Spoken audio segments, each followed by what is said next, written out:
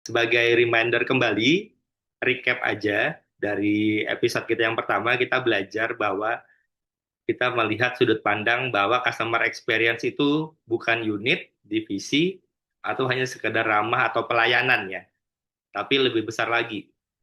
Jadi CX adalah mindset dan strategi yang diterapkan dalam perusahaan dengan tujuan untuk meningkatkan bisnis ya. Tujuan kita dengan adanya customer experience pastinya kita ingin ada revenue yang tumbuh, baik eksponensial ya, baik dari akuisisi, retensi, referral, ya mungkin B2B-nya dari sisi partners dan lain sebagainya. Tapi tujuannya adalah bagaimana revenue kita meningkat, di sisi yang lain bagaimana cost kita semakin efektif dan efisien karena bisa kita manage ya. Dan dampak yang lainnya adalah pertumbuhan dari sisi customer dan loyalitasnya. Customer base-nya tumbuh ya, 2 kali lipat, 3 kali lipat ya, sehingga secara bisnis juga ikut tumbuh. Sepakat ya sampai di sini ya. Kemudian di minggu lalu juga kita belajar tentang CX leadership, bahwa perubahan atau transformasi CX itu harus dimulai dari atas, top down ya.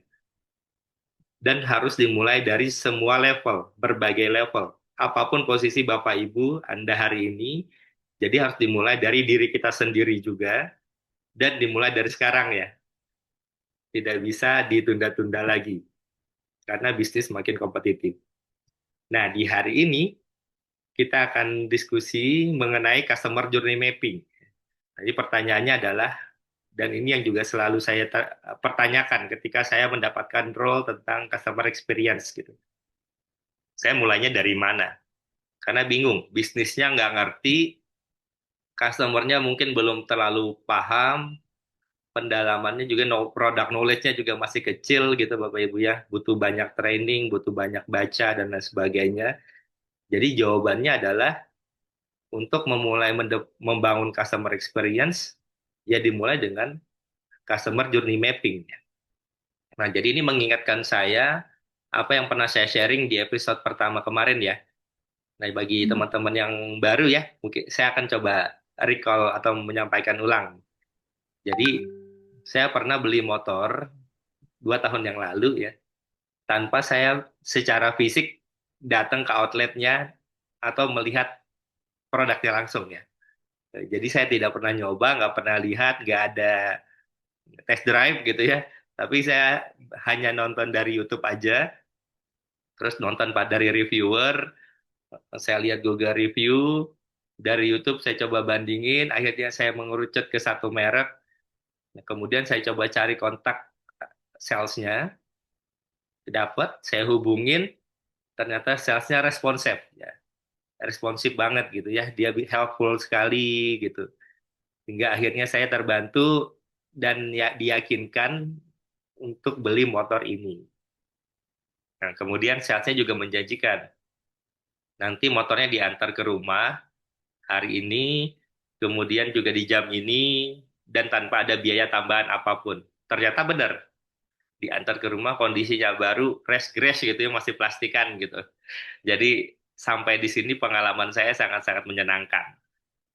Nah, sampai akhirnya saya coba mulai cari tahu cara perawatannya kayak gimana gitu kan ya. Kemudian pengen tahu bengkel terdekatnya di mana dari rumah. Nah, ini saya coba mulai tanya-tanya ke salesnya lagi. Karena saya merasa saya dekat dengan dia kan. Karena saya waktu pembelian dibantu sama dia. Mulailah di sini ada perubahan ya. Responnya mulai melambat. Jawabnya kalau dulu waktu mau beli ya kan, hanya beberapa menit udah dibalas ya kan ya. Kalau sekarang udah per jam baru dibalas. Sampai terakhir paling parah, besoknya baru dibalas gitu kan ya. Jadi yang awalnya menyenangkan jadinya tidak menyenangkan gitu. Nah, sampai akhirnya ya udah saya cari sendiri aja lah gitu di apa namanya di Google gitu di mana bengkel terdekat ada dekat rumah saya datengin ternyata tidak melayani gitu. Nah, jadi pengalamannya jadi tidak menyenangkan lagi. Itu yang membuat saya ragu kalau ada teman saya nanya motor apa yang bagus, saya merekomendasikan motor ini ke orang lain saya ragu ya. Apalagi mungkin mau beli lagi dengan brand yang sama ya, mungkin saya akan pikir-pikir lagi ya. Nah, ini yang terjadi sangat umum sekali di industri di Indonesia mengenai customer experience ya. Brand fokusnya atau kuatnya di tahap pembelian. Saat akuisisi itu kencang semua. Ya, dari tim salesnya kencang kencang semua gitu kan ya. Responsif, gercep, helpful gitu. Tapi lemah sekali di tahap setelahnya. After sales service-nya berantakan gitu. Sudah tidak care lagi dengan customer ya. Yang paling care customer care itu juga dibalasnya sama chatbot ya kan ya. Jadi kebanyakan brand itu fokusnya di tahap pembelian saat masuk ke salesnya, tapi lemah di tahap setelahnya. Karena apa? Lupa ya. Padahal di tahap selanjutnya itu bisa membantu loyalitas pelanggan. Dampaknya apa sih loyalitas pelanggan? Kemarin juga kita bahas ya, salah satunya pelanggan akan repeat order, ya kan? Bisa cross-selling, bisa upselling dari produk-produknya kita.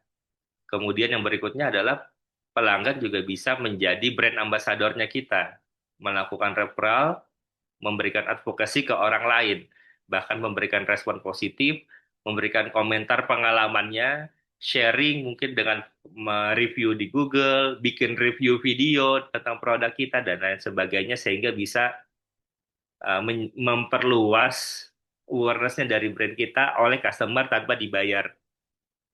Ya. Nah, jadi sebenarnya dari cerita ini kita bisa melihat bahwa customer journey itu penting sekali untuk didesain ya, Bapak Ibu. Karena kalau nggak kita desain, sebenarnya kita sedang mendesain kegagalan proses dan penjualan, ya kan? Jadi itulah kenapa customer journey hari ini yang akan kita bahas dan itu sangat penting sekali buat kita ya. Nah, yang Bapak Ibu yang familiar dengan customer journey, boleh kasih imut mungkin ya, Mas Frans ya. Kasih jempol gitu, biar kita tahu yang Ya, familiar kasih dengan jempol jangan kasih istilah customer ST ya, journey. Pak. Gimana? Kasih jempol ya, jangan kasih ST ya, Pak. Lagi rawan-rawannya soalnya.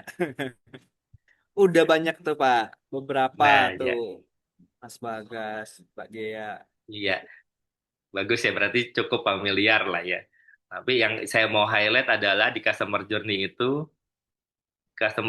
bukan hanya tools atau hanya gambaran on paper ya, tapi bagaimana kita bisa melihat perjalanan pelanggan yang paling penting ini dari kacamata mereka, ya, bukan dari perspektif meja kantor kita. Ya kan? Artinya apa? Artinya kita harus benar-benar bisa merasakan jadi posisi customer-nya. Apa yang mereka ekspektasikan, ya kan ya? Apa yang jadi anxiety-nya mereka, jadi keresahan mereka, jadi problemnya mereka, jadi pain point-nya mereka. Sebenarnya apa sih gitu?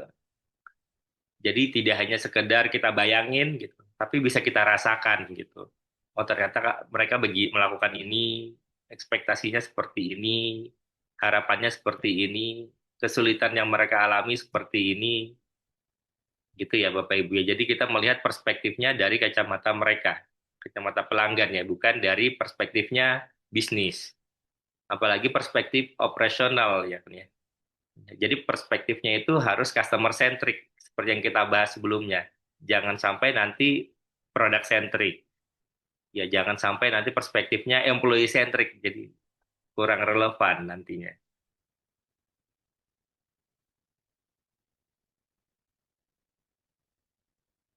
Nah, jadi kalau kita ngomongin customer journey, di sini ada dua lingkaran ya.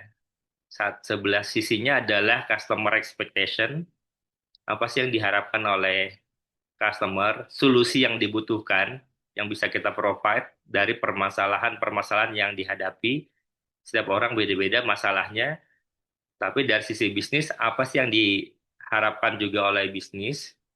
Ya, nah jadi antara customer expectation dan business expectation, ketemulah yang namanya nanti moment of truth. Ya, moment of truth ini nanti yang akan menjadi experience ya. Hasilnya ada dua nanti, apakah positive experience atau nanti negative experience. Nah, jadi makanya kenapa harus selalu di-matchingkan antara customer expectation dan business expectation. Ya kalau ini udah nggak matching, moment of truth-nya udah pasti negatif, Bapak Ibu. Udah pasti komplain, udah pasti ketidakpuasan, udah pasti unloyal, dan udah pasti bad advocacy. Ya, ini yang sulitnya dalam menyusun customer journey sebenarnya gitu. Nah, ini bisa dibantu dengan by data juga. Jadi by datanya salah satunya dengan melakukan riset, ya customer behavior ya research ya. Sekarang seperti apa behaviornya dari segmen customer kita, kemudian pain point-nya apa, bisa juga mencari riset-riset kualitatif gitu ya, atau bisa juga melakukan mystery shopping ya, Bapak Ibu ya, bisa dengan ke internal bisnis kita, kalau bisnisnya udah jalan, kalau baru mau mulai bisnis, kita bisa ke kompetitor yang memiliki value sejenis.